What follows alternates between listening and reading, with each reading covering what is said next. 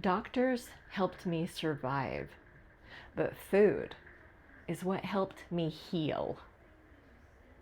After everything that my body went through, I had to take a hard look at what I was putting on my plate and how it was either helping me or hurting me.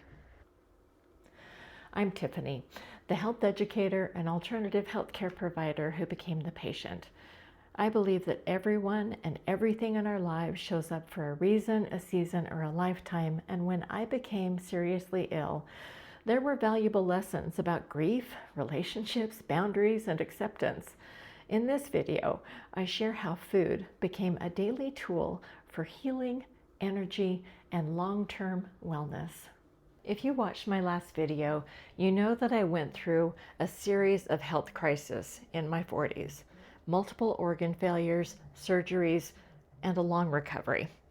And while I'm incredibly grateful for the medical care that I received, I knew that my day-to-day healing would depend on the choices that I made at home.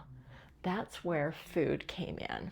Now, this was in the early days of my illness, when I was still jaundice, and there were no reasons. There was an unknown etiology. I was going from doctor to doctor and not finding an answer. And I had resigned myself to the reality that my organs were failing and that I might not survive. One of the physicians, a specialist, put me on high doses of prednisone. And for any of you who understand that medication, the side effects alone are severe. Within a handful of days, I was more swollen than ever. I had the chipmunk cheeks, horrible acne, and feeling worse than I did in the first place. And those severe symptoms weren't acceptable for me. I decided to not take that approach and got off that medication. I decided to support my liver in a very different way. The physician that I had at that time was not only my regular provider, she was also a homeopath.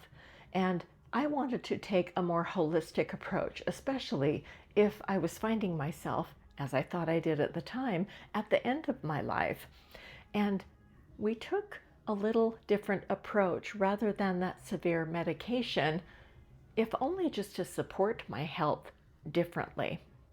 And that's when I did start to think about food very differently. Not just as something to enjoy, but as something that could support my body every single day. I needed meals that would give me energy, support my organs, and help me manage inflammation and pain. And over time, I found a way of eating that worked with me in partnership with my doctor. There were green drinks from local and organic sources, and that helped to calm my liver, and I recovered from the jaundice. The jaundice was gone within weeks, and I began to feel better simply by giving myself healing foods. Now, that wasn't the end of the story. I was still incredibly ill, though I felt like I had found a path. And my homeopath had helped me with this solution, and I was taking the steps to put that into place. After my third surgery, which included a revision because one of my joint replacements failed, I was told by my surgeon that the best thing I could do to protect my new bionic parts was to keep my weight down.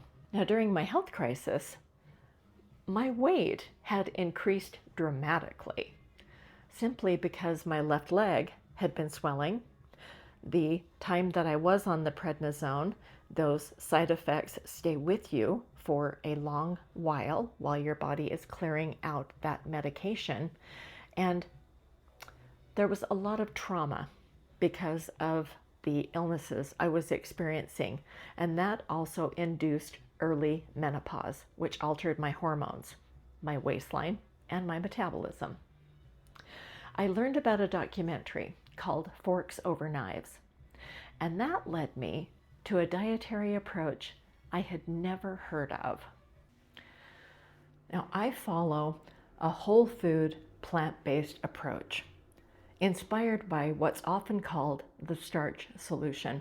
That means that I focus on simple, unprocessed foods, lots of vegetables, fruits, whole grains, and legumes. And I avoid oil and heavily processed foods as much as I can. This isn't about perfection, it's about consistency. Science is fascinating for me, and I've explored many diets throughout my adult life, and some of them were research-based, and some of them were fads. Those quick fix, restrictive plans that make big promises. Trial and error. When we try different diets, those are simple ways of learning, and our body provides feedback. Because our bodies are amazing machines.